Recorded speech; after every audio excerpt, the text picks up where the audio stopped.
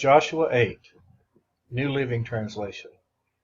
Then the Lord said to Joshua, "Do not be afraid or discouraged. Take all your fighting men and attack Ai, for I have given you the king of Ai, his people, his town, and his land. You will destroy them as you destroyed Jericho and its king.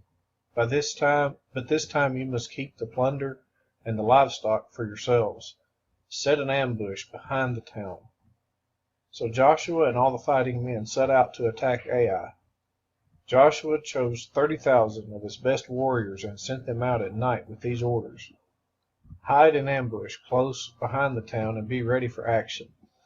When our main army attacks, the men of Ai will come out to fight as they did before, and we will run away from them.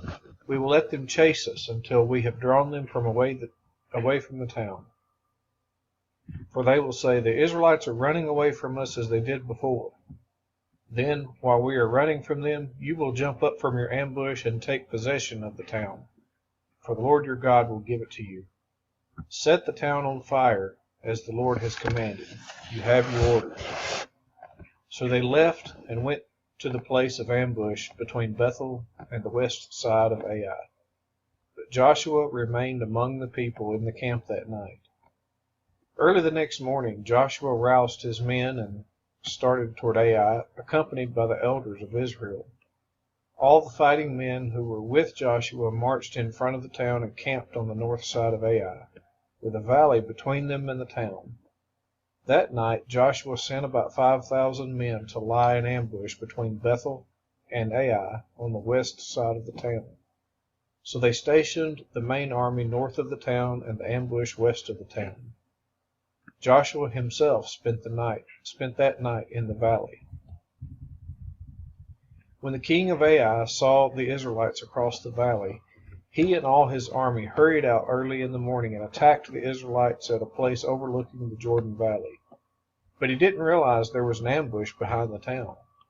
Joshua and the Israelite army fled toward the wilderness as though they were badly beaten. Then all the men in the town were called out to chase after them. In this way they were lured away from the town. There was not a man left in Ai or Bethel who did not chase after the Israelites, and the town was left wide open. Then the Lord said to Joshua, "Point the spear in your hand toward Ai, for I will hand the town over to you." Joshua did as he was commanded. As soon as Joshua gave this signal, all the men in ambush jumped up from their position and poured into the town. They quickly captured it and set it on fire. When the men of Ai looked behind them, smoke from the town was filling the sky, and they had nowhere to go. For the Israelites who had fled in the direction of the wilderness now turned on their pursuers. When Joshua and all the other Israelites saw that the ambush had succeeded and that smoke was rising from the town, they turned and attacked the men of Ai. Meanwhile, the Israelites who were inside the town came out and attacked the enemy from the rear. So the men of Ai were caught in the middle, with Israelite fighters on both sides. Israel attacked them, and not a single person survived or escaped. Only the king of Ai was taken alive and brought to Joshua. When the Israelite army finished chasing and killing all the men of Ai in the open fields, they went back and finished off everyone inside. So the entire population of Ai, including men and women, was wiped out that day, 12,000 in all.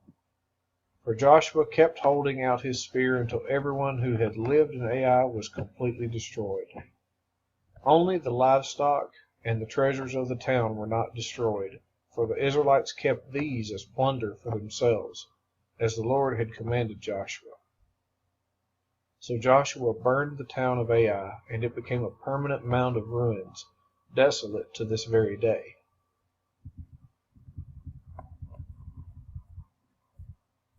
Joshua impaled the king of Ai on a sharpened pole and left him there until evening. At sunset, the Israelites took down the body as Joshua commanded and threw it in front of the town gate. They piled a great heap of stones over him that can still be seen today. Then Joshua built an altar to the Lord, the God of Israel, on Mount Ebal. He followed the commands that Moses, the Lord's servant, had written in the book of instruction. Make me an altar from stones that are uncut and have not been shaped with iron tools. Then on the altar they presented burnt offerings and peace offerings to the Lord. And as the Israelites watched, Joshua copied onto the stones of the altar the instructions Moses had given them. Then all the Israelites, foreigners and native-born alike, along with the elders, officers, and judges, were divided into two groups. One group stood in front of Mount Gerizim, the other in front of Mount Ebal. Each group faced the other, and between them stood the Levitical priests carrying the Ark of the Lord's covenant.